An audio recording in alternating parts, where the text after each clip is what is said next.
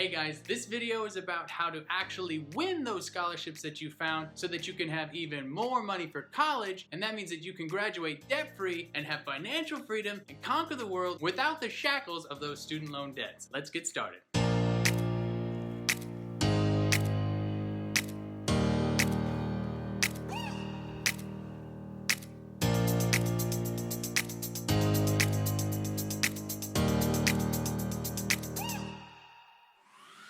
Hey guys, this is Thomas Knapp with Financial Empowerment, and this video is about how to actually win the scholarships, alright? So I have my other video where you can find them. This is how to win them. Before we get into all the details about how to win the scholarships, there's a few things that we need to touch on before we talk about that. So number one is, make sure that you actually qualify for the scholarships that you are applying for. It would be a shame to take all the time and energy to write a killer essay, collect letters of recommendation, do all the stuff that you need to do, filling out the application, and then get to the end and realize, oh, I don't even qualify for this. Then you're definitely not going to win, and you wasted all that time. Please don't waste your time applying for scholarships that you don't qualify.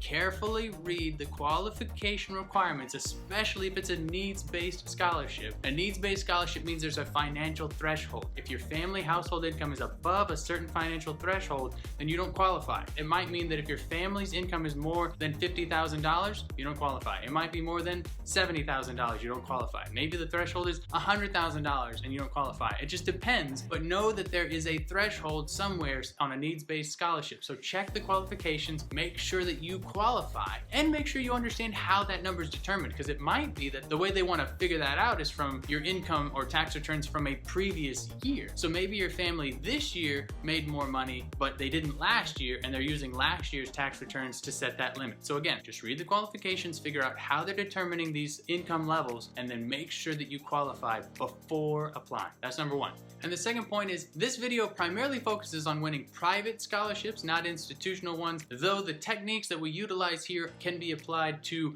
actually applying to college itself, and the college applications are what are typically used for institutional scholarship awards. If you do the things that we're talking about in your application to college, then that will still benefit you when it comes to the institutional scholarships, but this is specifically sort of geared towards private scholarships. All that a private scholarship means is that it's offered not by a college. So it's going to be a business, maybe a nonprofit, some sort of organization like that, or it could be some sort of federal organization, but it's not offered from the college itself. So that's all that means. We kind of talked about this in the first thing, but the other thing to keep in mind is merit-based versus needs-based. A merit-based scholarship is primarily focusing on your grades, your essay, maybe your class rank, things along those lines that basically talks about your character and abilities and who you are, and it doesn't matter about any financial situation. They don't care about it at all. It doesn't matter for a merit-based scholarship. Now, a needs-based scholarship, like we talked about, has financial thresholds, but there's still a merit-based component because the thresholds of the needs-based just kind of limit who can apply, but they still have to decide who wins. So the way that they choose who wins is based off of these other character traits and merit-based issues. So don't think that if it's not a merit-based, if it's a needs-based scholarship, that all the merit doesn't matter. You still have to make the best case for yourself in every application, and that's what we're going to talk about in this video. But just understand that there is a difference between a merit-based and a needs-based. The merit-based without reference to income are typically going to have a lot more people that can apply and that will apply, whereas there's going to be less people that can qualify for the needs-based ones, so the pool's going to be a little bit less, but it doesn't mean that it's any less competitive. So take all of this stuff that we're going to put in this video, take it into account when competing for those competitions and for those scholarships. So now on to what you need to do to win this free money that is a scholarship. The first thing that you need to do is, shocker, apply, all right? Apply. Now, if you miss the deadline, you're kind of out of luck. It is what it is. They set deadlines for a reason, and if you can't even meet a deadline that they set, then they're not going to want to award you their money, because kind of on the merit base, on the character side of things, they're like, well, it's not important enough for you to pay attention to the details and even apply on time. So if it's not important enough for you to apply, and it's not important enough for us to give you the scholarship, we're going to give it to somebody else. Don't miss deadlines. However, there is going to be a priority in which you're going to want to apply for scholarships. Now, what that priority is, you're going to have to kind of decide for yourself, but know that there might be 10 scholarships that are all due in October. Then you're going to want to pick the order at which you apply for those 10 scholarships. That can be different for different people. Typically, a lower scholarship dollar amount might initially sound like, well, I probably want to put that last and I want to apply for the highest dollar amounts first. You can choose that way to organize it, that's fine. But also know that the lower dollar amount scholarships, less people typically apply for them anyway. So you might actually want to put those first, get those knocked out. You have a higher percentage chance, a higher probability of winning the lower dollar amount scholarships than the higher dollar amount scholarships because less people apply. Whatever criteria you use, but you're going to want to sit down, figure out when scholarships are due, and then figure out what's the priority order that you want to apply for them in. That way, if you do run out of time, you applied for the ones that are the most important to you and you didn't get to the ones that you couldn't. But ideally, you will apply for all of them. Don't miss any of the deadlines and get all the applications in. That's obviously going to be your most likely way to win the most money. So apply. Don't miss the deadline. If you've ever missed a scholarship deadline, give this video a thumbs up and say never again in the comments. Never again am I going to miss a scholarship deadline. The other thing that you're going to typically need for not every scholarship, but a lot of scholarships require some letter of recommendation. So you're going to want to have letters of recommendation with you and available and already done ahead of time. I do have an email template for which you can email the people that you want to get a letters of recommendation from. That's going to be in my scholarship prep bundle that I'm going to have linked in the description. So check that out if you want to get some free information for how to get a letter of recommendation. What's the email? What should you say? How should you say it? What to include, what not to include. So check that out if you want to have an email template, and you can use that for, if you wanted to ask them in person too. But the reason also I say email template is because these people are busy, and also sometimes people might be too busy to give you a good recommendation. So if you ask them in person when they're busy, they may say yes, but then give you a bad recommendation. Not bad, but it won't be as good as it could be because they really wanted to say no. Or they'll tell you no and it gets really awkward. Do it in an email. It just makes it a little bit easier. It doesn't put so much pressure in the moment on the person that you're asking. The other thing that you want to do is make sure that you are giving them plenty of time to fill out the letter of recommendation. So if the scholarship's due tomorrow, it's kind of already too late. You really need to have asked already. Now, obviously, if there's a scholarship due tomorrow and you need a letter of recommendation, go and beg somebody to write one for you if you need it for the application. But try not to put yourself in that situation. Try to ask weeks or even months ahead of time. And actually, what I recommend doing is at the beginning of the year, find a list of all the responsible adults that you know that can write killer essays, that have really good vocabulary, and find them early and just have them write you generic letters of recommendations, not to any particular scholarship, but just to like, dear scholarship committee. And now if there's a specific scholarship that you're applying for that's like a full tuition or something and you want them to write in the letter of recommendation specifically addressing that scholarship, that's different. But most scholarships you can just kind of have a generic letter of recommendation. I would recommend finding teachers that really connect with you and finding coaches. You can also talk to pastors, your boss at work if you're on good terms with your boss. Obviously, if your boss hates you, don't go to them. You want to find the people that are going to write glowing recommendations that really highlight your abilities and who you are. Once you find your list of people, you can go to them, you can send them an email with my template and basically just fill in the blanks, but you're going to want to ask them when they write it, if they agree to write it, to give you more than one copy. I would recommend having them, if they're willing, to print out 10 copies and sign all 10 copies. Some scholarships don't require an original copy with a signature on them, but some do. So if you only get one copy, you're going to have to go back to them and ask them to sign another copy later. But if they just signed like 10 of them all at once, then it's good, it's done. Any scholarship that doesn't require the original, just send in a copy and then keep your copies of the originals for the scholarships that do require that. And some scholarships are online applications now, so sometimes the letters end up getting sent directly from the person writing the recommendation directly to the scholarship. And often that's how it works when you're applying for colleges too. They are going to want to keep an electronic file, document saved letter, so that if there's another application, you can go and ask them if they can send them the link where they need to send it in. But they'll already have written it. It's already done. So it's not nearly as inconvenient as if you're asking them to write one and then send it in next week. It's already been written. They just need to send it in again. But try to make it as easy as possible for the recommenders because they're busy and they've got probably a ton of other people asking them to write the letters of recommendation for them too. So think about that. And because you're thinking about the fact that you are asking somebody else to do something for you that could potentially land you thousands of dollars to pay for college and help set you off on the right foot for the rest of your life, you might want to give them a little gift or at least write them a thank you note. If you're potentially going to win a $1,000 scholarship, you can give them like a $10 gift card to Starbucks or something. And certainly you can take the time to just write a thank you note. At the very least, thank them for the time that they're taking that could potentially help you go to college without having to take out any debt. And the reason that I recommend getting a bunch of letters of recommendation from a bunch of people at the beginning, even though any given scholarship may only require one or maybe two, is because different scholarships could benefit from letters of recommendation from different people. What do I mean by that? If you're applying for a scholarship from a religious organization, or maybe your church itself having a letter of recommendation from your pastor is going to help more than, say, your boss at your part-time job. Now, if you're applying for something from a foundation for a particular business, maybe your boss would be the best option. If you're applying for something from your school, a $500 scholarship from your school, having a letter of recommendation from a teacher, maybe even a teacher of a specific subject, could be beneficial. Some scholarships are STEM field based, engineering, science, math, that sort of stuff. You might use a letter of recommendation from your math teacher or your science teacher, just because that might speak to the people that are going to be on the committee deciding who gets the money. So early, identify who do you want to write your letters, send them the email, see if they're interested. If they are, get as many people to agree to write them as you can. Have them send you 10 copies signed, and then when you get them, when you actually apply for scholarships, find the ones that apply to the scholarship the best. That's my recommendation for recommendations.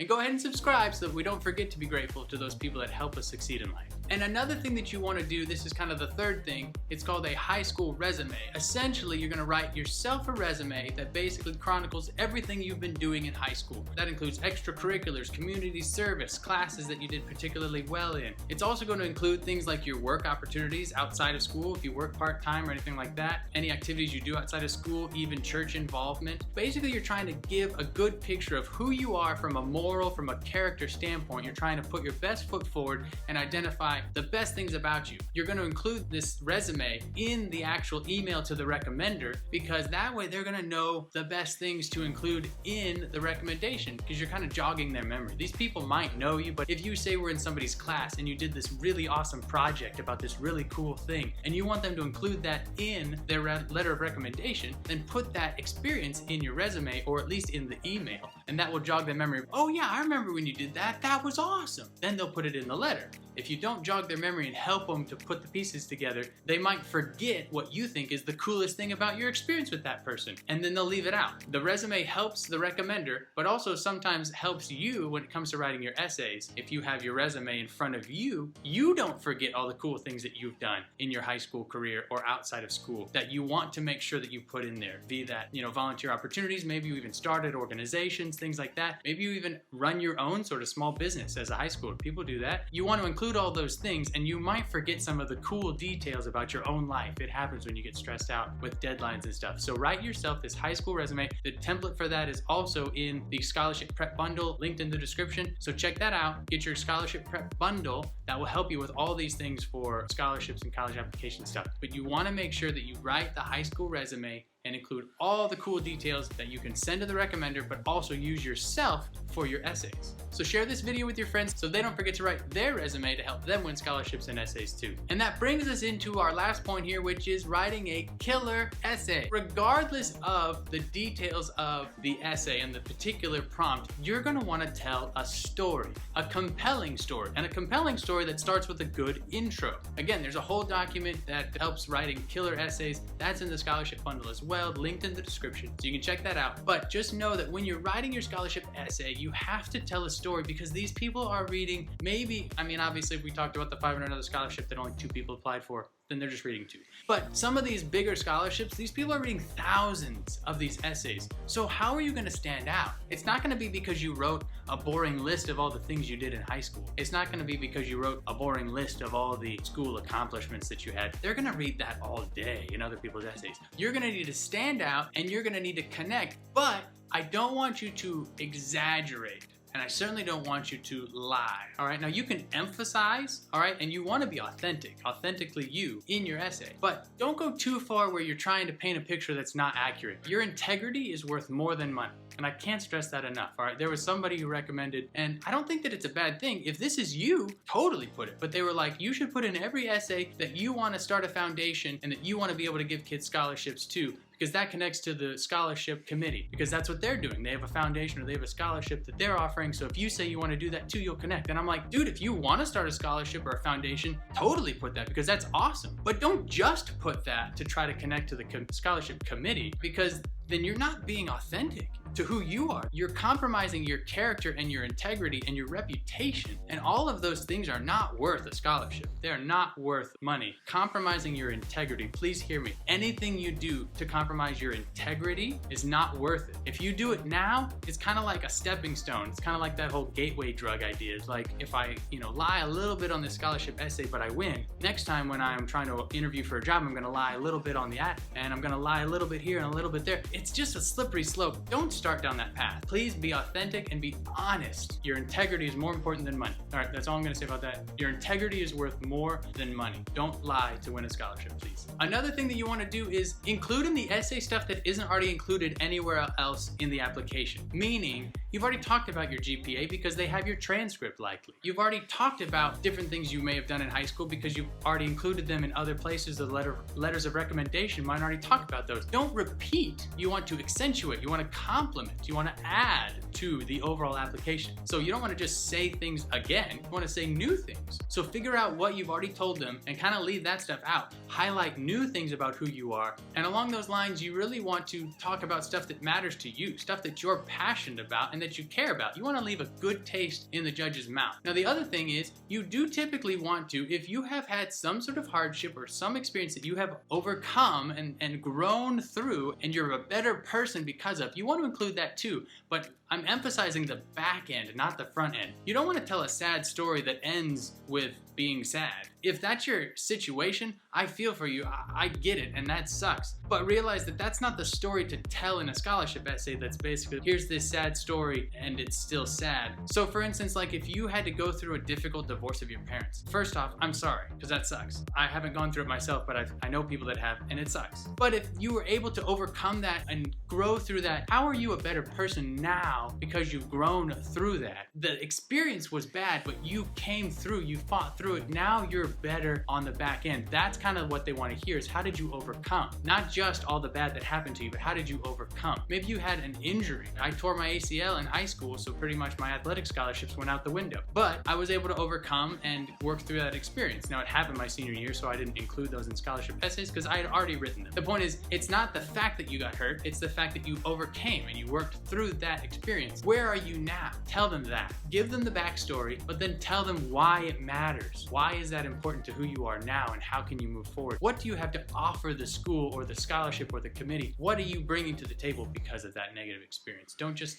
hang up on the negative. Talk about the positive. How did you grow? Growth and progress is huge in these kinds of essays. Once you've completed the essay, you want to put that essay in a folder on your computer, and you're going to want to save that because more than one scholarship is going to have an essay prompt that's similar. They're not all going to be similar, so don't just copy and paste your essay for all of them, but write one killer essay for a particular concept and prompt and file that and have that title. And then when you come across another scholarship that requires that same content, same area, pull that essay back out and then edit it from there. You've already got the bones written, you've already got the stories and the details in there, so now you're just filling in the blanks applicable specifically to the question that was asked. Always make sure you're answering the question that was asked, and sometimes they might have multiple parts. Some questions might have 2 parts, some questions might have 3 parts. If you only answered 1 or 2 of the parts and there's 3 parts, you didn't answer the full question. That's not going to look good for you. You want to tell a story, you want to talk about experiences, but you also want to answer the questions that they're asked. Just figure out how to answer those questions within the context of a story. Another great tip for helping when you're writing your essay, write positive things about yourself, because some people struggle with negative self-talk, the things that they think in their own minds about themselves. They don't actually have the best understanding or interpretation of how other people see them. So you want to put positive things about yourself in these essays. An exercise you can do, write this down, write, what are the 3 best things about me? You're gonna send that in a text message to 25 people that know you. What are the 3 best things about me? And when you get these responses, 25 people might sound like a lot of people to come up with that know you well, but the truth is not all 25 people are gonna respond likely. But when you get your responses, you're gonna put them together, you can put them in a spreadsheet, you can write them down, whatever you wanna do, but you're gonna categorize them because a lot of these responses, believe it or not, these responses of what other people think are the best things about you are gonna be similar among people. So you're gonna kind of see a theme of different categories that people see in you that make you great. You're gonna then use that information in your essay. Plus, the exercise is kind of a nice feel-good exercise. It makes you feel good about yourself because these are other people and what they think about you. So you might not even see these in yourself, but these are what other people see in you that make you great. Just like paying attention to qualifications for scholarships, you have to pay attention to the requirements for your essays. They have word counts usually. If they say no more than 500 words, don't use more than 500 words. Every word on your entire application matters. Don't use too many words. And then you're gonna make sure that it's been edited and proofread time and time again, all right? You wanna read over it, you wanna have a teacher look over it. I found that it's been recommended to have somebody edit your paper that doesn't know the story. So we wanna make sure that we read everything carefully, especially the qualifications of the scholarship and of the essay. Make sure that every single word counts. You want to make sure that your entire application is cohesive. That means that you're telling a story that makes sense all the way through. So if you're talking about things that you're passionate about, but then you have volunteer work that has nothing to do with that, they might be like, well, why are you volunteering there if this is what you said matters to you? Just try to make sure that the story you're telling, your family, your upbringing, the circumstances you've overcome, and you say this is what that has built in me and how I'm a better person. Make sure that the other parts of your application support that that is the truth, and make a cohesive story, an overall picture of your application of who you are, what makes you you, what makes you unique, and what makes you great, and why these folks should give you a scholarship. So you want to make sure it all ties together. You also want to make sure that you're addressing the correct people in the essay or in this whole application. You'd be surprised how many people actually end up putting the wrong institution's name at the top of something because they've written 10 scholarships that day. Just make sure that you're putting the right names in the right places on the right paperwork so that you don't send an application for one scholarship to the wrong scholarship committee. And you want to make sure that you don't misspell anything, specifically your email address. We already talked about, I believe, setting up a professional email address, some sort of combination of your name, first, last, middle initial, some set of numbers if you need to, but keep it professional. You don't want somebody to send a response to a scholarship application that you won to an email that says too cool for school at email.com or something like that. You don't want it to be a silly handle. You want it to be professional. And this will likely be the professional email you use for years to come for job applications and all sorts of stuff. And you want to make sure that this is spelled correctly because sometimes you'll be notified that you won in an email.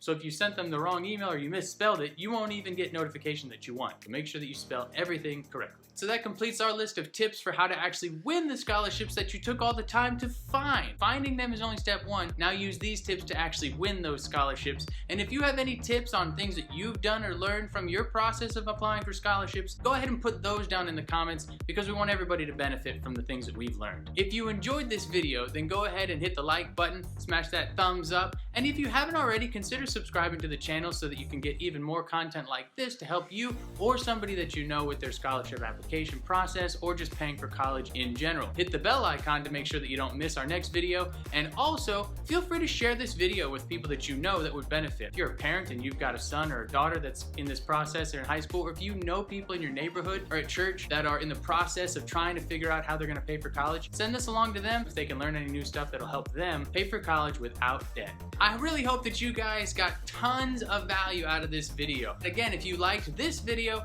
then you'll definitely like these videos. And also go ahead and head to the channel, and there's a playlist on how to pay for college and scholarships and all that great stuff. You can binge everything that you need to know. Thank you so much for watching, and remember that you can pay for college without debt. Let me show you how. We'll see you next time.